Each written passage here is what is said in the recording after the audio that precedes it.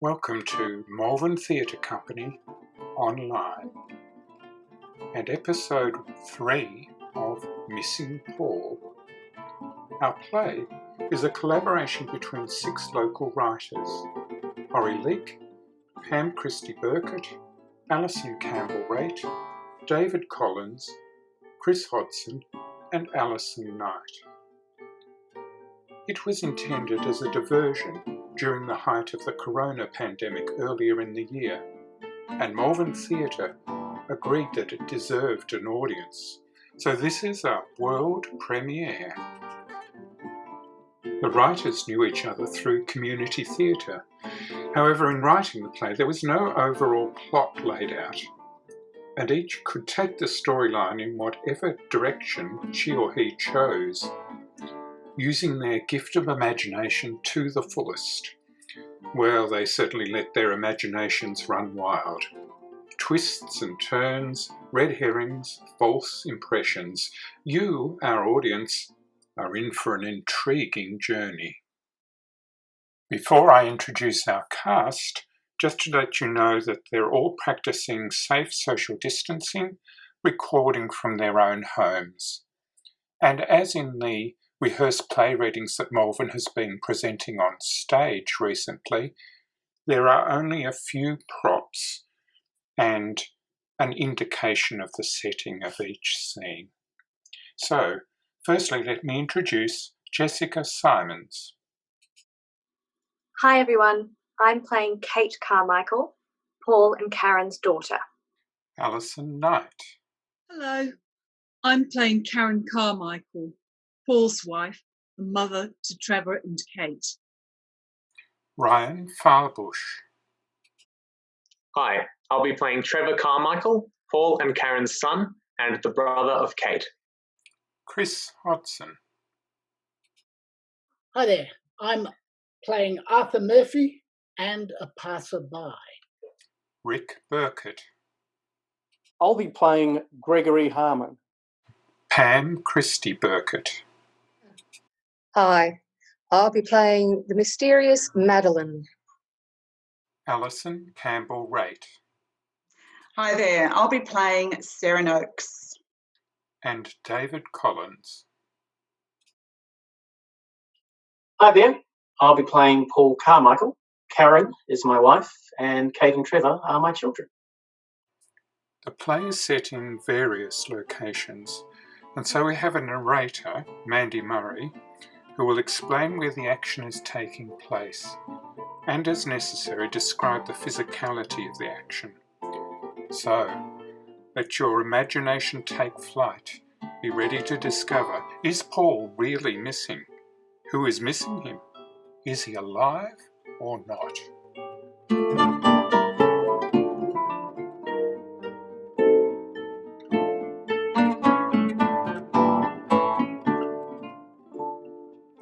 It is now much later in the day. The door is still barred shut. Sarah is at the table with Karen. Trevor is off to one side, sitting on the floor with his back against the wall. Kate is sitting in similar fashion on the other side of the space. She has a knife, which she is absent-mindedly playing with. Everyone looks worn down apart from Sarah, who alternates between comforting Karen and looking over at Kate. Suddenly, Kate springs up, as if hearing something, knife at the ready. This is it. She presses her back against the wall. The knife is in one hand, and she takes the pot of oil in the other. She holds her breath until we hear a meow from outside. It's a false alarm. Kate puts the oil back on the stove and goes and sits at the table. Sarah and Karen look at her. They're coming, I know it. Oh, sweetheart. Mum, you don't have to worry. This is the safest place we can be. Perhaps we need to consider calling the cat. We can't. We don't have a landline here, and they'll be listening to our mobiles. They will come. Kate. They'll come. They think they're so clever. But I worked it all out. And so did Dad. That's why he told us to come here. No! I've had enough! Trevor gets up and heads down the hallway where the bedrooms are. I know how he feels. I made a similar sound when I tried to watch 2001: A Space Odyssey. Trevor comes back in. He is holding a journal-type book in one hand and the letter addressed to Nancy Carmichael in the other. Trevor, what are you doing? Where are the men, Kate? What? You heard me. Where are the men? Where are the men who are coming? Trevor, don't! Mum, it's time. But I thought we agreed to... Karen, I think Trevor is right. Trevor is right about what? What are you talking about? What's going on? Kate. Katie did. You said men were coming, but they haven't come. Well, we don't know that they won't. They're probably waiting until we let our guard down. They haven't come because they're not coming. You know this. You know this. No, that's not right. Dad would never have told us to come here. Dad never told us to come here. You did. I don't understand. Dad never told us to come here because he never wrote the letter. You did. What are you talking about? I didn't write... Then how do you explain how the handwriting in the letter matches the handwriting in your fucking diary?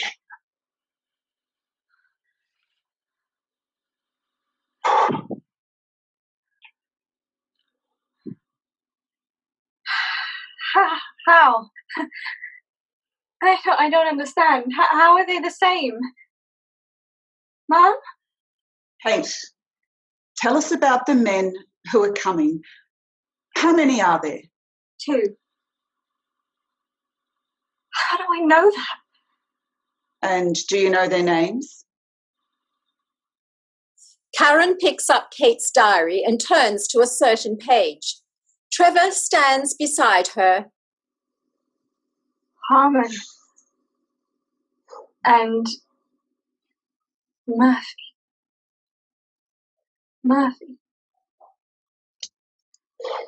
Murphy and Harmon's room the same day. Harmon is working on the laptop. Murphy is still pacing. There is evidence of food having been eaten, empty takeaway containers, etc.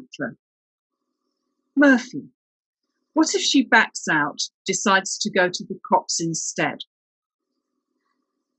Harmon, she won't. She can't. Not now she knows what's at stake. Murphy, but how can you be so sure? Harmon, think, Murphy. She won't risk it. You saw her email. She's desperate. If she exposes us, we expose her. Perfect. Karen and Trevor stop reading and look at Kate, who is trying so hard not to burst into tears. She is absolutely terrified. There is a knock at the door. Sarah moves the chair, unlocks the door, and lets in Madeline. But this Madeline is the antithesis of the one we've seen earlier.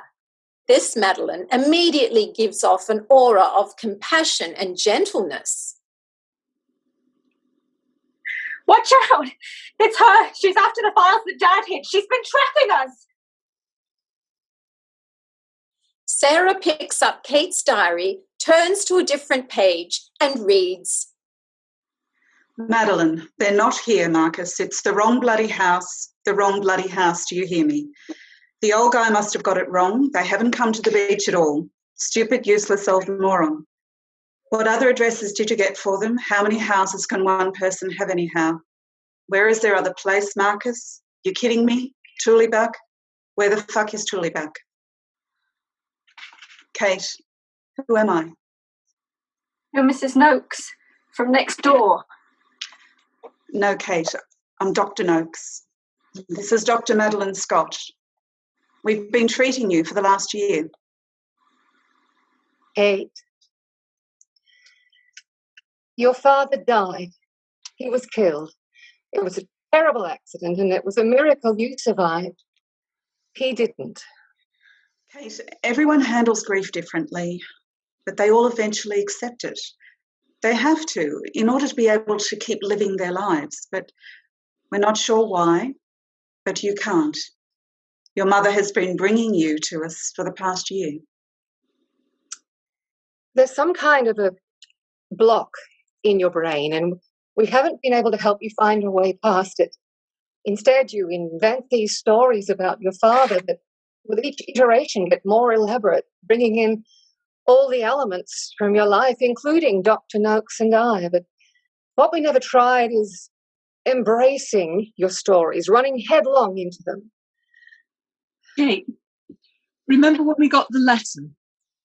I asked you where it came from, and what did you say? What was the first thing you said? It's me.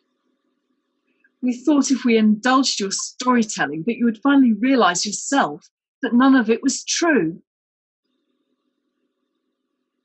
Mummy? He's gone, Kate. Daddy's gone.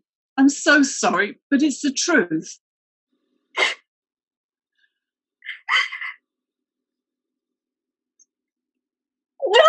No. I don't know what's going on, or how she switched my diary for the one with fake handwriting, and why you're saying these things to confuse me. But if you're not going to help me help Dad, then I'm going to do it by myself. Kate sprints out of the house. Karen and Trevor give chase, shouting after her. Madeline looks worried.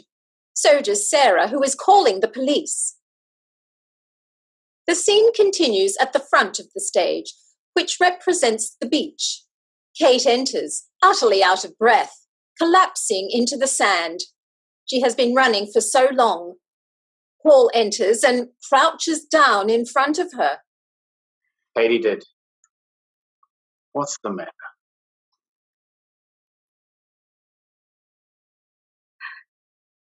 Daddy?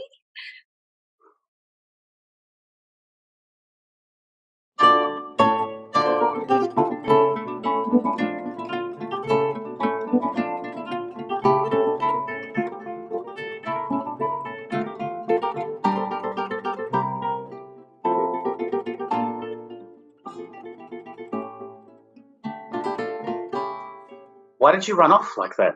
What's wrong? It's this bloody play. I think it was a mistake to do this, Daddy. But I thought it was going so well. You seem to be making great progress with it, Kate. I think we'd better dispense with the Katie did name. But I thought it helped with your characterization, me calling you that. Yeah, I know. It helps to get absorbed in the characters that I use in my plays, but this is not working as it should. I know this play idea was supposed to help, but it isn't. It's having the opposite effect. Okay. So it's back to being Erin. No problem. Do you want to talk about it? I suppose. I'm not sure what it can achieve. Well, let's try. Let's go back to the beginning and go over the purpose of this exercise or treatment, if you like. You're a very talented young playwright, Erin. Very few people have had so much of their work performed professionally at such a young age. Don't say prodigy. I hate that term. It's so full of expectations. Okay, but it's because you are so gifted that your therapist, Sarah, suggested this form of therapy. I think I've been doing it all wrong. Why did I have to write about you disappearing? How does that help me deal with losing Mum? To begin with, do you agree that getting you writing again was a good thing? Yes, I do. It always makes me think clearer when I'm writing. Okay, and when you explained to Sarah about writing the play with your mum and Trev in it, we all agreed that it could be beneficial. Yeah, but then I wrote about you disappearing. Why the hell would I do that? Sarah thinks it was a way your subconscious wanted to deal with it all. Yeah, but in the play there was always the possibility that you would come back. In reality, Mum and Trevor can't come back because they were both killed in that crash on the Monash Freeway. And that was now over 2 years ago. We have to find a way for you to move on with your life. If this therapy isn't working, then perhaps we should explore it. It is so important that we all move on. Well, it was easy for you. You met Madeline. You were okay with me getting involved with Madeline. We went through a very lengthy process with you to make sure you were happy before she moved in with me. Are you now saying that you were not happy about it? No, of course not. I love Madeline, but not in the same way as Mum. Madeline is so good for you. It's just that I can't let Mum go. Trev, though, is another story. We both have that hurt still. Well, the hurt for both of them will never go away. We just have to deal with it in the best way possible for the rest of our lives. Yes, I know. I just wish I had your strength of character. I just live in a fantasy world with my plays, and every time I face real life, Mum and Trev aren't there. Let's go back to the house.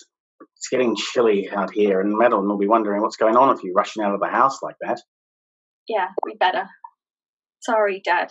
No need to be, Erin. We'll get you through this. Oh, God, I hope so. But the play has to go. That's what you want? No problem. We'll discuss it with Sarah. They rise and return to the cottage. Paul and Madeline sit at the table with a cup of coffee. Erin has gone to visit her therapist, Sarah.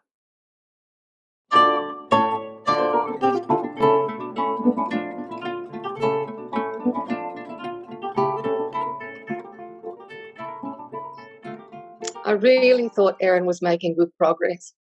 She's been a lot happier these last few weeks. I thought so too. Although the last couple of days she's been acting a bit subdued. If what she told you is true, then we really are back to square one, aren't we? The play ideas seem to be working quite well. I'll have a chat with Sarah tomorrow and see how she went with Erin this afternoon. I can't help feeling that us getting together is the underlying problem. Not quite sure what we can do about that, though. I discussed things with Sarah last week to see how much progress has been made with the play therapy. Erin has allowed Sarah to read the play so far, and she's a little concerned that one of the characters in the play is named Madeline. She's written me into her play. Not you exactly. However, there is a character of questionable intentions which she has named Madeline. That's awful. You thought not to mention this till now? How was I going to tell you? It would have upset you, and it's not as though Erin displays any resentment towards you. There is no indication that she resents you in any way. Well, perhaps subconsciously she does. Should I have a talk with her? We're not supposed to know what is in the play, so I wouldn't say anything at this stage. Oh, Paul, what's to be done? She can't go on forever like this. The lights cross-fade to downstage left. Sarah sits and Erin paces up and down, quite agitated. Do sit down, Erin. I think it's just a little setback. I think it's quite a big setback, Sarah. It was a crap idea. Don't know why I agreed to do it. We did talk this over at length, and I thought you could see all the benefits of handling it this way. Yes, I did. But I think it's having the opposite effect than what we set out to achieve. I find that I'm dragging things up that I'm supposed to be suppressing. Suppressing things was never the intention. Dealing with issues as they arose was more important. And I think you'll agree that issues are beginning to arise as we progress along with it. Let's discuss what these issues are. Okay. Why did I begin the play with the father missing? I don't know where that came from. Yes, I found that quite interesting myself. And you gave the character the same name as your father too. Do you see your dad's features on the character in your head as you're writing? No, not at all. He's a completely different person. The character that's disappeared in the play, I don't recognise. I visualise him with a beard and much skinnier than my real dad. There's no resemblance in my mind's eye. And yet you gave him the name Paul. I suppose it was because we said at the beginning of all of this that we should try to keep the plot relevant to the family life without writing about my actual family. I don't know. Perhaps by having the father in your play disappear from the family, it was making you look at the loss of your mother from your actual family, but from a different aspect. Could be. Writing from the point of view of Kate, did you feel the same feelings of loss as you do as Erin? I don't really think I did. Perhaps because in the play I had the faint hope that Paul would someday return.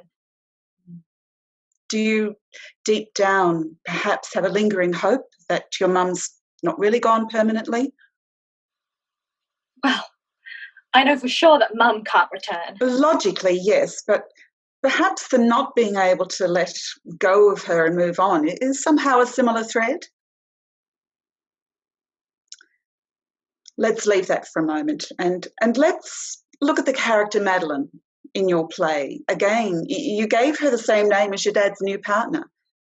The Madeline in your play seems very different, quite calculating and ruthless, perhaps. Yes, she does, doesn't she? The lights cross-fade back to the cottage with Madeline and Paul. Paul, I wasn't going to mention this, but I think Erin's been going through my things. What do you mean? What things? Drawers and wardrobe, even my handbag, I think. Really? What makes you think so? Well, I wasn't sure at first, but I just thought things were in a slightly different place. Certainly one of the boxes on the top shelf where I keep a few personal papers has been moved, and a bundle of letters inside has definitely been gone through. I can't imagine Erin doing something like that. Well, someone has. I presumed it wasn't you, was it? Of course not. Look, I didn't want to make an issue out of this, and I wasn't even going to mention it, but if she writes me into her play as someone suspicious, then perhaps there is something really wrong here. And she does resent me being here. I'm sure that's not the case, but I can't imagine why she would want to go through your belongings. I'm pretty sure I caught her going through my handbag last weekend too. I walked in the room and she had it in her hand. She said that she was just moving it, but her reaction was as if she'd been caught out. I'm sorry, Paul. I don't want to make any more of this than is necessary, but as I said, I wasn't even going to mention it. But something is going on with her. Oh, God, what the hell is happening here? The lights cross-fade back to Sarah and Erin. So when you were writing about the Madeline in the play, did you visualise her as similar to the real Madeline at home? Pretty much. I see. What do you see? I know that tone of yours. And what tone is that? The tone that therapists use when you think you've discovered something important. Well, it is significant that you don't visualise Paul in your play as your father, but Madeline is pretty much the same. Let's talk about the real Madeline for a while. What's to discuss? Your dad says you get along well with her. Is that correct? I suppose so. Erin, you're closing up. We talk about Madeline and all of a sudden you're uncomfortable. Why is that? Who's uncomfortable? You are. Is there a problem with Madeline? Dad doesn't think so. But you do. Well, let's talk about that. Do you think she wants to replace your mother? She's never going to do that. Of course not. Well, let's get down to basics. Do you like her? Does it matter? Dad does. He's in love with her. So, are you jealous? Surely he can love you both and still be in love with the memory of your mother too? Of course he can. I'm not jealous of her. No, I don't get that impression, but there is something. Why don't you like her? It's not a matter of not liking her. On the surface, there's nothing not to like. She seems good for Dad. She's everything she should be, I suppose. So what's the problem? I don't trust her. Ah, trust. Tell me what you mean by trust. Well, trust. Oh, I see. The shrink's tactic. Leave a silence and I'll fill the vacuum. You think you get me to spill the beans? Oh, whoa. You did raise the issue of trust. but it's up to you what you choose to say. Your choice whether we get to the bottom of what's troubling you, because something is troubling you, isn't it? Suppose. Well then, trust is fundamental to any relationship between friends, colleagues, husbands and wives, fathers and daughters. Head cases and shrinks. Between patients and psychiatrists. All right, suppose you tell me why you don't trust Madeline. It was something that Jane told me. You know, Jane in the play. She said she'd seen Dad with another woman before Mum died. But Jane's an invention, a figment of your imagination. You agreed to abandon the play therapy. It wasn't working. Just because she was in my play doesn't mean she's not a real person. Jane's my friend. She said she'd seen my dad having a meal at the Hilton with a woman and that they seemed, well, intimate. Even if that were true, how do you know that woman was Madeline? Perhaps it was a perfectly innocent encounter which Jane was embroidering for her own motives. Do you trust Jane? Well, she does like to spread rumours. There you are then. Yeah, but I found a Hilton receipt in Dad's coat pocket from before Mum died. 2 entrees, 2 mains, 1 bottle of Moe, and 1 double room. It sounds very much like it's your father you don't trust. It's hardly conclusive evidence. Not in itself, maybe. But I've always suspected that Madeline's known Dad a lot longer than either of them will admit. Madeline plays her role well, very well. The doting partner, the loving stepmother. But there's the odd little inconsistency in her script here and there. Her story doesn't quite add up. I don't trust Madeline because... Because? Because she killed my mother and brother. It's a pretty serious allegation. You know what the verdict said. The coroner didn't have all the facts. Erin, even if Madeline had been engaged in an illicit affair with your father before your mother died, it's a huge leap to accuse her of murder. Are you calling me a liar? That's a very emotive word. I think you may be mistaken. The autopsy revealed your mother had a blood alcohol concentration of 0.125. That's nearly 3 times the permissible level. I know what it means. And significant quantities of prescription drugs in her blood. She might have had the odd glass of scotch, but she never touched drugs. Karen was under a great deal of strain. She never touched drugs. Madeline got to her somehow. You must miss your mother a great deal. Duh. When someone close to us dies, especially in such traumatic circumstances, there is a tendency to idealise that person, to gloss over their inevitable human failings. So now I'm a fantasist. Erin, I'll be blunt. Your mother was an alcoholic. She was responsible for the car crash that killed both herself and your brother Trevor. And that unpalatable truth is very difficult for you to come to terms with. Whose side are you on? I have proof. Erin produces a notebook with a flourish. But that's your play. The play you've been writing for therapy. No, it's the play I've been rewriting to get to the bottom of this. Go on, read it. Sarah reluctantly opens the book and begins to read.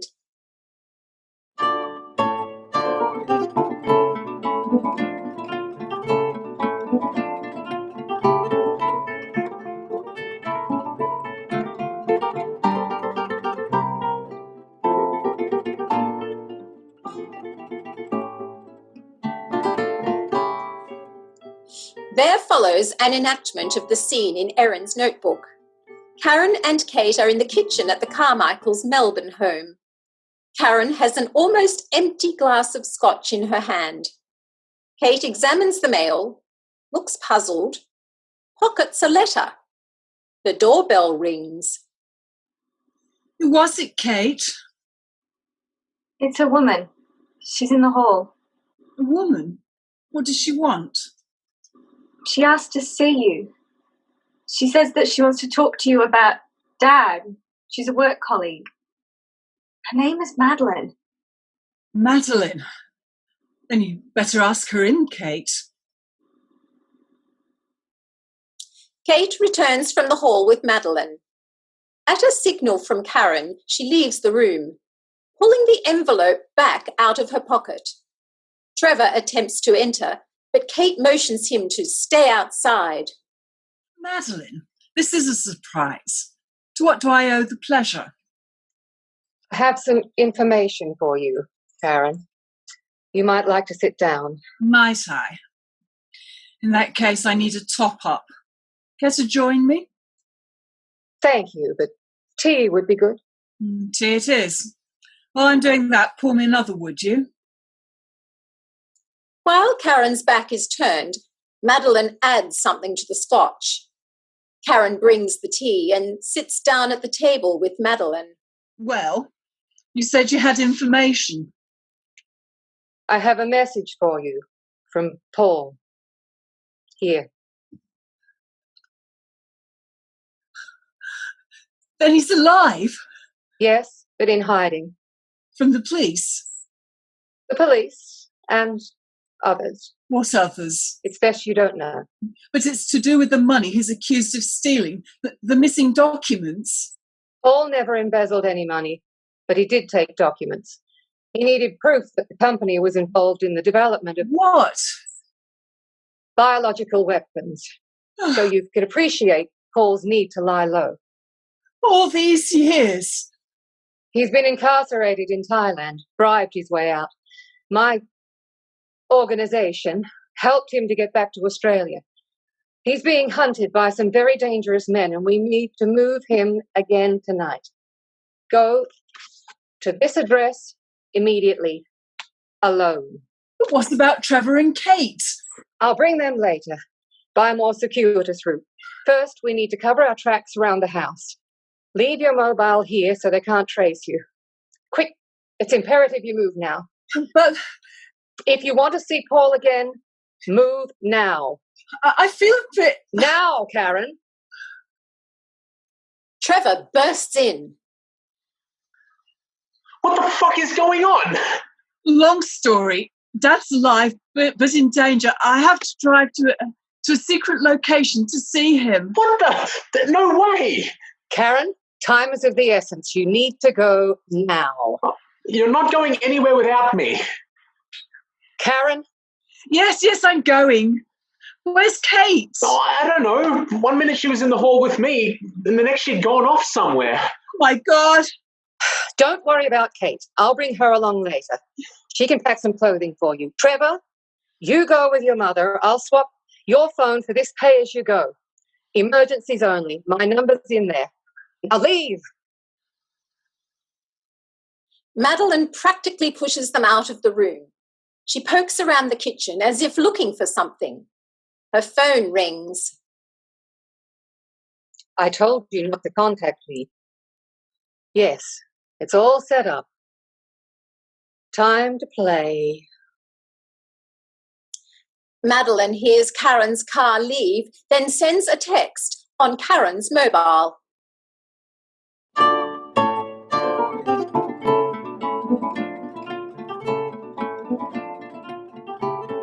The next scene is outside the house. Kate enters downstage, spotlit, reading the letter she pocketed earlier. A puzzle for Katie did. Created the last mixed with lime sponge cake. Do not trust. Best wishes, Mr. Carr. Dad always used to call me Katie did after my favourite kid story. Mr. Carr was Katie's father. It's a message from Dad. Okay. Created. Produced. Made. The last. The letter E. Mixed with line. L-I-N-E plus E. Mixed with made. To produce. Madeline. Do not trust Madeline. Madeline enters. Kate stares at her in horror. Madeline holds a gun. Time to go, Kate. Time to go.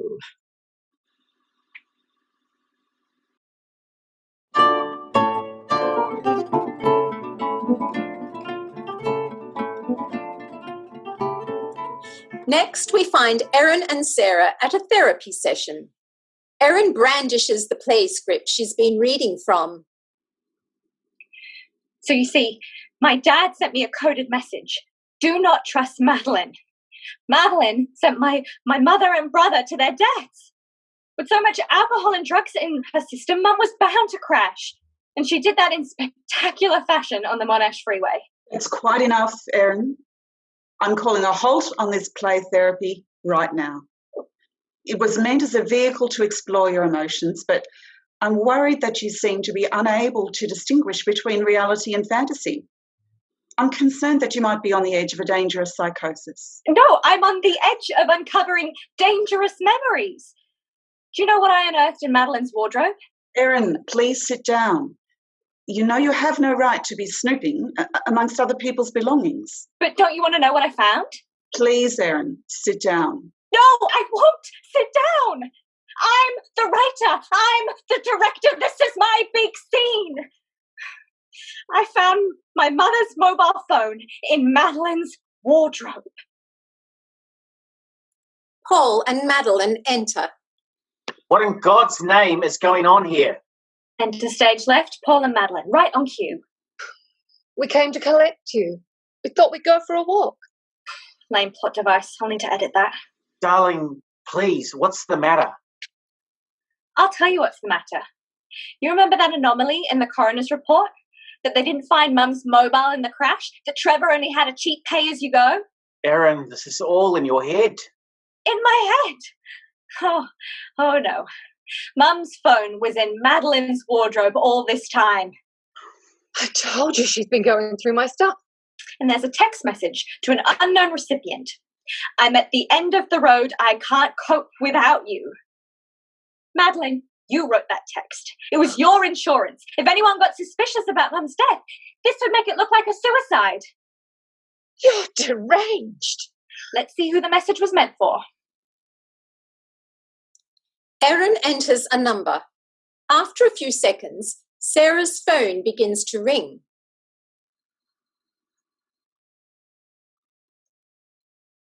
So you're in on it too? Erin, it's not what you think. Don't tell me what to think. Karen had been consulting me. She had her own demons. On top of that, she'd been concerned about your outbursts, your increasingly violent mood swings. You betrayed me. You, of all people. Erin, I'm only trying to help you. Darling, your mother was not a happy woman. She'd become dependent on alcohol and prescription drugs. Our marriage was over in all but name. No, she loved you. You loved her. We were all happy together. No, Erin, only in your play script. You imagined a different scenario, explained my absence by pretending that I was on the run from shadowy figures, made Madeline into the villain of the piece. No! I'm going to make a phone call. Oh, no. No, you don't. This is my play. I call the shots. Guess what else I found in Madeline's wardrobe? Shut it!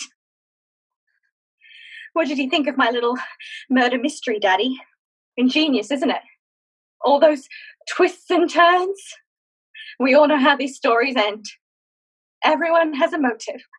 Alibi is slowly but surely deconstructed by the dogged investigator. That's me, by the way.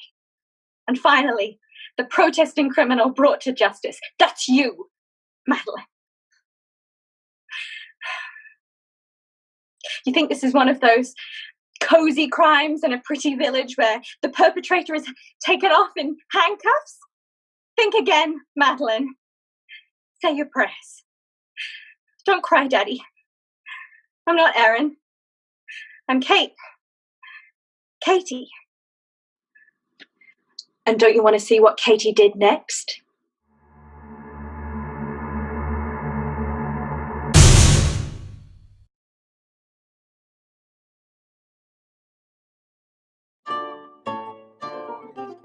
Malvern Theatre Company would like to thank everybody who has been involved in this project, especially the writers and actors, Jessica Simons, Alison Knight, Ryan Foulbush, Chris Hodson, Rick Birkett, Pam Christie Birkett, Alison Campbell Rate, David Collins, and our narrator Mandy Murray, along with Horrie Leek, who instigated the writing of the script and who assembled the cast for this presentation. We invite you to subscribe to our YouTube channel so that you don't miss out on any of our future online performances. And we've heard of groups of friends getting together for a Missing Paul interval chat or post-show discussion. Finally, we invite your feedback. It's been great to hear from so many people that they've enjoyed this project. And, like you, we're looking forward to being back in the theatre as soon as we possibly can.